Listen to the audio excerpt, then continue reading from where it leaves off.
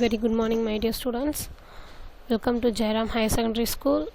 We are going to see Standard 7th Social in Term 1. You see, History. Now we are going to see Unit 1. The unit name is Sources of Medieval India. In before class we see Source of Medieval India Part 1. By today, now we are going to see Part 2. Before we enter into the lesson, I am going to recap all the part 1 what we have seen. You see, we deals with the what our study of medieval India's about the primary and the secondary resources. In that one, you see the primary resources. The primary resources consist of inscription, monuments and the coins. It deals with what available informations of the past about the prehistoric period.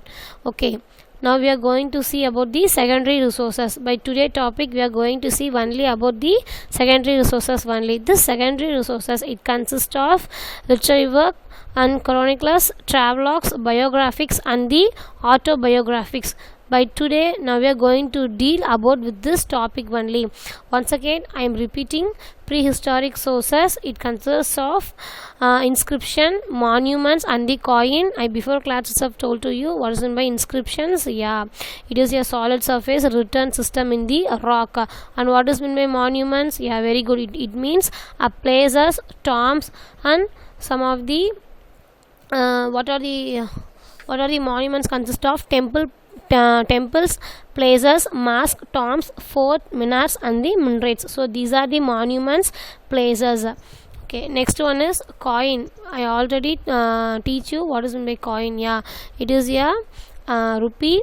It consists of a king's name with the dynasty which he came, like that. All the matters about the king he used to represent only in the coin. Okay, today now we are going to see the secondary resources. You see,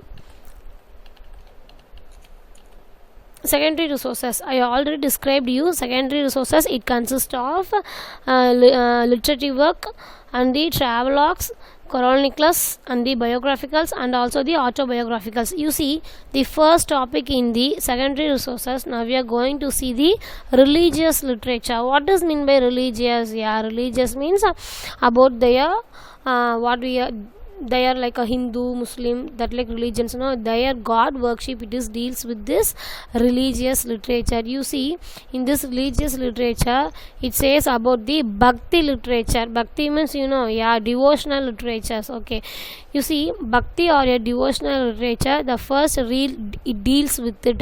In this medieval period, you see, the Chola has a devotional literature. The Chola, he is also known as the devotional literature in her period. You see, and the works such as what are the books it wrote in the Chola period are Kamba Ramayanam. It is wrote by author Kambar, and the Chekilar, he wrote Periya Puranam. Then Nalayira Divya Prabandham, it is composed by 12 alvars and it is compiled by Nadamuni. It is composed by 12 alvars and also it is compiled by Nadamuni. And you see, in Chola period there are a lot of authors. They make composed and compiled many devotional literature books. Next we are going to see Devaram. You see, Devaram is composed by Appar, then Sambandar and Sundarar. You see, it is composed and compiled by Nambiyada Nambi. You see, Devaram, it is composed by 3 persons. Once again repeating you, Appar, Sambandar and Sundarar. And after it composed, it make a compiled by Nambiyada Nambi. Then Manika Vasagar Tiruvasagam, he wrote Tiruvasagam in the Chola's time period. You see, the next author, you see, Jayadeva Gita Govindam was a followed ups of the Bhakti movement in South India. You see, in our South India, the Bhakti movement was followed up only a legend person who means the Jayadeva Gita Govindam. Then next you see Kabir Das. He is a missed poet. He used to write an influence of the Bhakti movement in our India to all the peoples in the Chola period. Okay, after this you see, now we are going to see the secular literature. Okay, what does mean by secularism? Yeah, secularism means, secular means what? Separate. So secular literature means we are going to combine, that is secularism. It shows us a otrumai. So without any separation, we have to have a secular literature. So it shows our equality also. You see, the Madhura Vijayam and Amukta Malyata were poem. It is composed by Ganga Devi. You see, Ganga Devi is a Vijayanagar empire. He belongs to Vijayanagar empire. Due to her husband's victory in a battle, she used to write Madhura Vijayam and Amukta Malyada about his husband's battle in about her victory in the battle. Okay, he belongs to Vijayanagar empire, and Krishna Devaraya too, he wrote these books. Then Chandabadi Prithviraj Rosha, he is portraits the Rajput king's valor. You see, the Chandabadish Prithviraj Rosha, he used to portrait about the Rajput king's valor, about their battle in victory, and how the dynasty had run. So he always used to portray the Rajput kings only. So this shows the secularism literature in our medieval India. Okay, in the secondary resources, now we are going to see about the books, biographies and the autobiographies. What are the books? It is written and wrote by the kings. You see, the first king, her name is Minhaj-uz-Shiraj. What he wrote? He wrote a book called as Tabaqat-i Nazir. Once again repeat you, the Minhaj-uz-Shiraj, he used to write a book that is called a Tabaqat-i Nazri. The next author is Hasan Nizam. He used to write Taj-ul-Mashir, then the Qudat-ul-Din Albar, and is considered the first official history of the Delhi Sultan. The Delhi Sultan first history is considered, and it is written by the person is called as Qudat-ul-Din Albak. The next author is Zaiud Barni. He used to write Tariq-e-Fizor Shahi, in which he deals with the history of Delhi Sultan. From whom? From Ghiyasuddin Balban. From the Balban only he deals about the Delhi Sultan's history. Then he used to write a book called as Tariq-e-Firoz Shahi. The next, what is mean by tabak? A tabak is an Arabic word. Its meaning means it is generation or a centuries. It deals with a generation or centuries. Then you see in the Persian word, the Turks. The Turks means autobiography. What is meant by autobiography? Yeah, the king used to write about her own history by himself. It is called as autobiography. So in the Persian word, it used to say as Turks. Turks in English we say autobiography. It's the meaning. You see, in 16th century, the Emperor Babar, the Baburnama and Abdul Fazl, Ani-e-Akbari and Kaburnama, they provide and they detailed information about these two empire. You see, in the empire of Baburnama, the Abul Fazl and the Abul Nama, these both were deals about the great information in these two empires. Okay, it is in the 16th century. Now we are going to see 17th century. You see, in 17th century what happened? Jahangir wrote his memory. What was his memory? Means Turks-i-Jahangir. I already told you what is mean by Turks. Yeah, Turks means autobiography. The king used to wrote his own story, so it is called as Turks-i-Jahangir. It throws a lot of light, that is Tabaq-i-Akbari. Then it is authored by the Nizamuddin Ahmad. You see, the Tabaq-i-Akbari, it is a book. It is wrote by a king, and her author name is what? Nizamuddin Ahmad. Is exaggerated. What is mean by exaggerated? I already told you. Exaggerated means larger. He tells very explanationally, detailedly, and largely about the King Abdul Fazil. Okay. The next you see Baduni. It is outstanding work, and it is by the Turkish Badain. It is by the Turkish Badain. Okay, you see the Badain's history. It is said in the period of in the year of 1595, in the period of medieval period. Okay, this work spans 3 volumes. What is this? Spans works 3 volumes. The one is Akbar region is a Frank, and the Akbar's administration, particularly for his religious policy. What is the religious policy? Akbar is a Muslim person. He used his, particularly he works for three things. One is Frank, and the next one is Akbar administration. Administration means office work, and how the king leads her what kingdom and the dynasty, how he used to run the all those past thing what had happened in the medieval period, and especially and particularly also he used his religious policy too in this medieval period.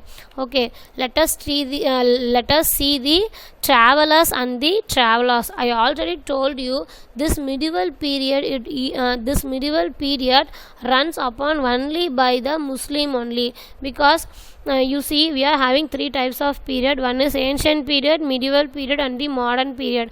Before itself I told you, in ancient period there are only Hindus. In the medieval period it goes with the Muslims. Then next is our modern period. This modern period leads with our British period only. So this now we are seeing the medieval period. So only we are having lot of authors by the Muslim religious. Now you clear in it? Okay, let us see the travelers and the travelers. Who are the travelers? The other country authors, or some of the persons, those who come to our kingdom or to our country, they are called the travelers are the visited persons. They visit from one country to another country for an information about the kings. And the travelers is nothing but it is like a book or a illustrate account of the person. They can be visit and express the encountered by the travelers. Okay, you see in this one, the first person you see Marco Polo. He is a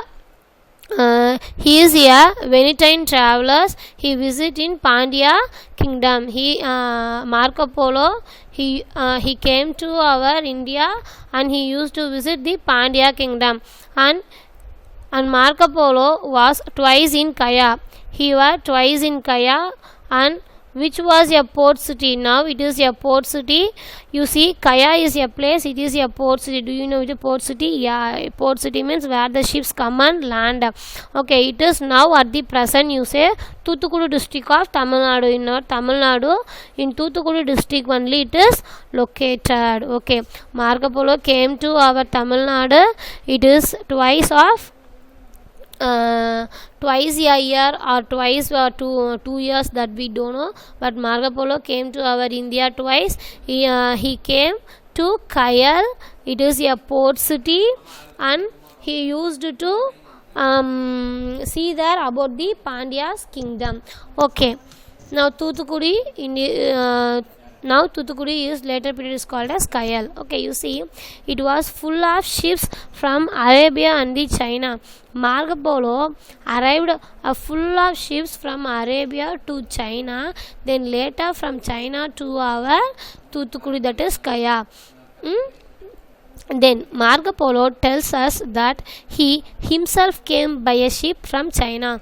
He used to say that he came full of it was full of sheep from the Arabia and the China. Then he told that Marco Polo came herself by the ship from which place? From China to this Kayal. Okay, from China to Kayal, Marco Polo came himself. Her thousands of horses were imported into the southern India by sea from Arabs and Persians. You see, Marco Polo's thousands of horses were imported. Imported means was sending from India to other place, were imported into southern India. Sorry. Import from there to he is importing to southern India. Okay, from where? From China, I so think, or in the Venetine. Okay, so that we don't know. Her thousands of horses were imported into southern India by sea from Arab and Persian. Sorry, it is mentioned here. You see, I mentioned here from Arab and Persia. From Arab and Persia, he used to send thousands of harpoons to our southern India. Okay, Albaran, he used to accompany Muhammad of Ghazni in one of his campaigns, and he stayed for 10 years. This Albaran, he is accompanied with Muhammad of Ghazni and he stayed here for 10 years. Okay, as learned the man and a scholar. You see, as learned man and scholar, nalla படிச்சவங்களாகட்டும் நல்ல scholars ஆகட்டும், he traveled all over India trying to understand India and her person. You see, why the other foreign country persons or scholars or educated persons, they used to come India means they are going to try or going to understand our India system and the followings of the people, how they are looking about their environment and about their king, what we can say, how we can say is like how the king are doing like a civilization and how they were agriculture and how the mannerisms of the people. So they used to come to India and try to understand all the people's about that only, about the people's knowledges and people's behaviors, cultures, everything. Okay, he learned Sanskrit and studied the philosophy of India. He used to learn who? Marco Polo. Marco Polo used to learn Sanskrit and he studied the philosophy of India. He used to study the philosophies of India. You see, in his book, he wrote one book that is called as Tranquillation, and Albertine discussed the Indian conditions. Okay, in this book, what he says means he used to understand the Indian conditions, then the system of knowledges and the social norms and the religious. He used to say in his book, the book name is Tranquillation by the Albertine. This Albertine discussed the Indian constitution, how the Indian conditions, how the Indian conditions we have, and the system of knowledge of the Indian peoples and the social norms and the religious too. I say what are the religious we have? Hindu, Muslim, Christian, that like okay. So this was the travels and the travelers who visited our visited our India. Okay, you see, and I do sorry for this. I had repeated these 3 lines once again, so you just leave it. Then now we are going to see the one more traveler to our India. Her name is what? Ibn Battuta. Yeah, Ibn Battuta. Ibn Battuta, he is an Arab born Morocco scholar. It is he is a Arab born Morocco scholar. He traveled from Morocco right across North Africa to Egypt. He came from Morocco right across North Africa to Egypt, and then from Egypt he came to Central Asia, and from the Central Asia he came to India. It's now clear now. He is a Morocco right. From Morocco he came the right side of the North Africa. From the North Africa to Egypt, then Egypt to Central Asia. From the Central Asia he reached India. His traveler, that means his book name is Rihla. What was the book written by Ibn Battuta is Rihla. It shares the travels. How he travels. Okay, from Morocco to India, how he travels. It says the Rihla, the book name. The book name meaning is the travels. Okay, you see Ibn Battuta, what he tells us of the caste in India, then how the caste deals. Then he used to practice of sati. Then how the people, what is in by sati? Yeah, sati means the woman after married, her husband died, means she used to die in that fire itself. So that is sati. He used to practice sati and the caste that were done in our India. Okay, Indian merchants were carrying on a brisk trade in foreign ports and Indian ships in the seas. You see, all the Indian merchants, they used to carrying the brisk trade in the foreign ports and the Indian ships in the seas. Okay, you clear now? They trade means what? Vyaparam, yeah, in the foreign port, from foreign port and the Indian ships through the sea only. Okay, he describes the city of Delhi, a vast and magnificent this city. What Ibn Battuta says mean, he described, because he is a Muslim, no, he used to describe the city of Delhi and the magnificent of the city of Delhi. Okay, those were the days when Sultan Muhammad bin Tughlaq, Sultan means what? King. So the Sultan Muhammad bin Tughlaq, he used to transfer his capital from Delhi to Devagiri, that is called as Daulatabad. From Delhi to Devagiri is called as Daulatabad. So this Muhammad bin Tughlaq, he transferred from Delhi to Devagiri, his capital in the south. It is converting it as a desert. Later it is converted the city, it seems into a desert. Okay, you see, this person is called Ibn Battuta. Okay, he is a Morocco traveler. Okay, I hope next we are now going to see the conclusion. Okay dears, what you have learned in this lesson, could you remember it? Yeah, we have seen the medieval period. Okay, in this medieval period we used to see about the primary and the secondary sector. Till now we learn about the primary and the secondary sector only. We learn about the secondary sources, primary sources and the secondary sources. Now we are going to lead, and we had seen more travels and the travelers who came into our India and wrote some books. Okay, shall we see the conclusion? You see, conclusion, in the south the Vijayanagar had many foreign visitors. We know in Vijayanagar the lot of many foreign visitors they came, who left behind their detailed account of the state. The many foreign travelers visited and they used to submit all the accounts of our state, and they left it there itself in the Vijayanagar place, which is here our southern India. Okay, an Italian named Morocco contained. He came to our India in 1420, that is 1420. He is an Italian person, very important word mark, please note it. Niccolo Content. Okay, he came in 1420. You see, Abdul Razak, he came from Hat, that means the court of Great Khana in the South India. Okay, the Hat means it is a place, it is a court of Great Khan. Great Khan is a king. Court means I could hope it is a dynasty of the kingdom, and it is located in a place of Central Asia. Okay, this Abdul Razak, he came in the year of 1443. Okay, all of them recorded their observations, which are very useful for us to understand, to know the glory of the Vijayanagar empires and dominating Pias.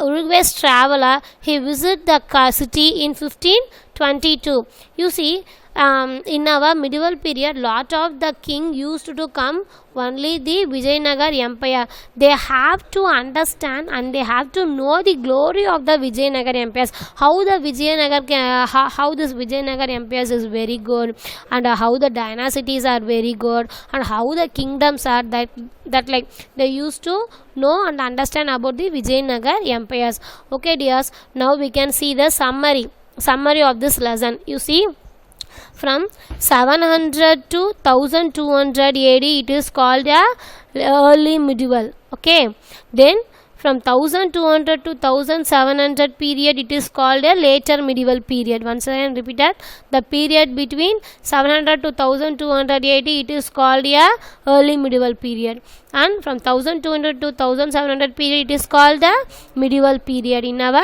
Indian history. Okay, the we have seen the sources. Okay, what are the sources? Primary sources and secondary sources. Primary sources consist of inscription, monuments and the coins, and the secondary resources it consists of religious literatures, books, biographs and the autobiographs.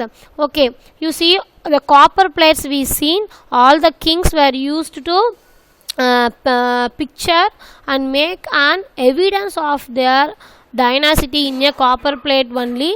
Then temples, palaces, tombs, fort, minas and minarets are the collectively known as the monuments, and in the medieval period the Mughal Empire were used to highlighted it. I already told medieval period it deals with the only the Mughal empires, that is the Muslim period it is. Then the coin of Iltutmish and the Alauddin Khilji copper coins, it is also laterly Islamic rules. It is also seen laterly as a Islamic rules only. Then the devotional literature, we have seen this in the religion literature itself. Devotional literature, it is belongs to the era of the Bhakti movement. I already saw devotional means it is a Bhakti movement. Then we seen the books and the biographs and autobiographies of all the Mughal empires. Okay, next in that we see travelers and the travelogues who came to our India from the different countries. Then it says about the Arabs and the Persian scholars, those who have visited our India. Okay, thank you. I hope that you would have thorough in this lesson in part 1 and part 2. Please recall part 1 after asking this part 2. Okay, thank you.